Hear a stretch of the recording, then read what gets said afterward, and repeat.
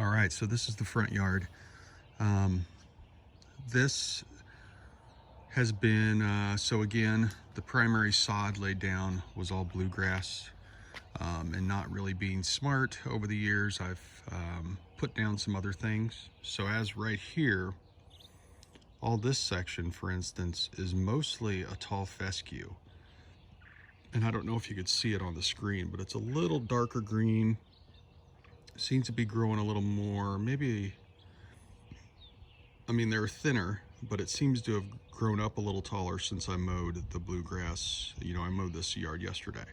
But I'm experimenting with a few things. So that was, you know, there used to be a wall over here. So when I moved the wall and put grass down, I didn't really know my grass types, and I ended up putting mostly some tall fescue in that strip. So I'm going to do a few things this season.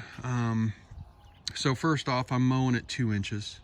You know, I've had to slowly work my way down there. It was a little aggressive yesterday.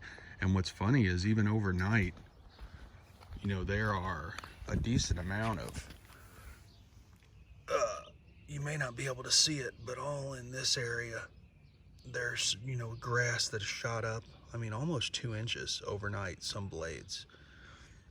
And it isn't me missing it, because it was a nice, fine, even mow yesterday, but now it's sort of popped up. But that may be due to fertilization schedule as well.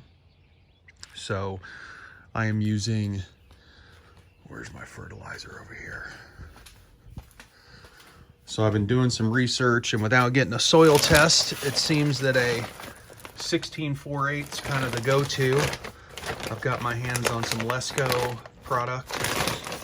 That's a 50-pound bag that covers 5,000 or 8,000 square feet at 1 pound of nitrogen per 1,000 square feet.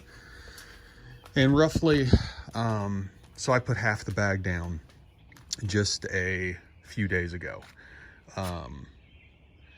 Now I did have some pre-emergent crabgrass stuff put down, but that was by the company that was taking care of the lawn for me prior to this. So before I decided to take it over, they already had the crabgrass stuff down in early March. So that was in March. Now we're in April, and I put down a light coat. So this is about 8,000 square feet. My property ends at the green box, but I also take care of some common area back there where we burn some items that we clear from the woods.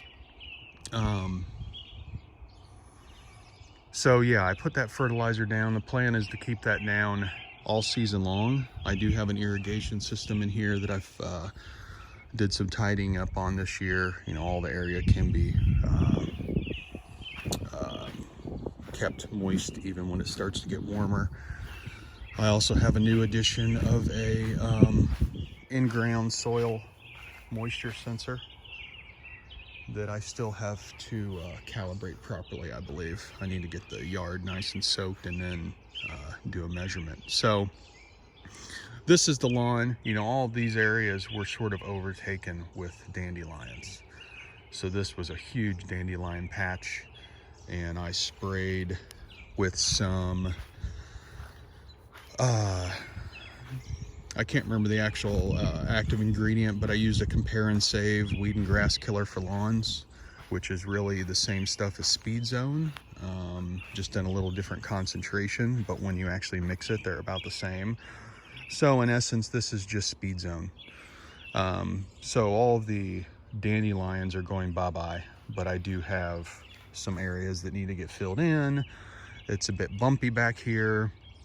I have moles that have been around for some years that I'm actively trying to take care of, and just need to overall, you know, fill it in some areas. But in general, the turf is pretty nice. You know, 2 inches was pretty cool. I was at 2.5 for the last month and moved it down to 2, you know, right at a 2.5-inch mow. You know, it was nice to walk on with bare feet or with some shoes where it isn't like super duper tall. Plus we run some RC cars, so the RC cars get around really good on the lower grass.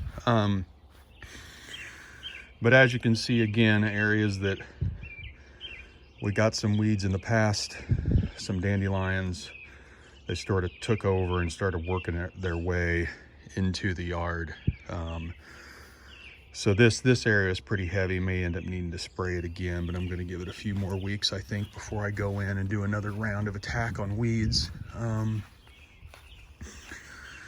But that's the game plan. I also did put down some, what is it? Some ant, flea, and tick product, which is a, what's it based? Heck, I don't remember. It's the same active ingredient in 7, but it isn't 7. It's the Walmart brand. So it doesn't have the extra ingredient for grub control, but it does have the main stuff for ant, flea, tick, and my mosquitoes. We put this up yesterday as a little. So when you get in here, this is where you're free to do all your silly walking. So yeah, so that's the lawn. I think I'll do a few more videos throughout the season. You know, may try to get some leveling in at some point in time. Probably going to use a 50% play sand, 50% soil mix, as seems to be suggested. I don't want to use heavy sand due to the clay. But there are just some areas, like over here, it's sort of a dip. This dips down a little, so it may be nice to have a little more level playing field there, you know, raise that up just a little bit. But that's what we will do. So there's the first video of the lawn. We will be watering. You know, we've got the soil sensor, plus I also have a ratio. So there's our soil sensor, which I think is still not quite calibrated. And then I've got a ratio watering system back there as well, which does a really good job of not watering and adjusting the schedule automatically based on what weather we're getting. So overall, real happy with the lawn so far. You know, I've been mowing it probably every 2 days, you know, mowing it often. Right now it's growing like a weed, but if I keep it shorter and it's growing really fast, hopefully it'll make it, you know, spread or grow a little wider. I'm not too worried about it being that short, even though it is a mix. You know, even though it's mostly Kentucky bluegrass, there is some perennial ryegrass, and like I showed over here, some fescue in there. But I still think, you know, 2, and I say 2 inches, but it's a 2 on my mower. So, you know, I'm not too sure. You know, that may be a little bit bigger than 2 inches actually, but still the 2 on the mower is giving me a pretty decent height that's nice to sit on, nice to walk on. The dogs like it, or the dog likes it. And it seems to be a win so far. So we'll see. You know, if I fertilize all season, and depending on the weather, you know, if it starts to get blazing hot and dry here, and even with the moisture sensor, if it's having a hard time keeping up, which it shouldn't, you know, if the technology works right, it should be keeping it moist enough, but still there may be some areas that don't quite get hit with the water. But we'll see. So we're gonna keep working it this season and keeping it mowed short. You know, some of this may be, you know, I do just a little bit of discoloration, but again, this was a little shorter than it's used to as of yesterday. So, you know, some of this is just dead. You know, looks like some dead leaves. Yeah.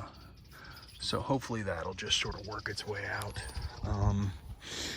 But it looks pretty good from a distance. I'm pretty happy with the look at that height. So we're going on the bottom scale of the mowing height here in Missouri, where it can get pretty hot, and clay soil.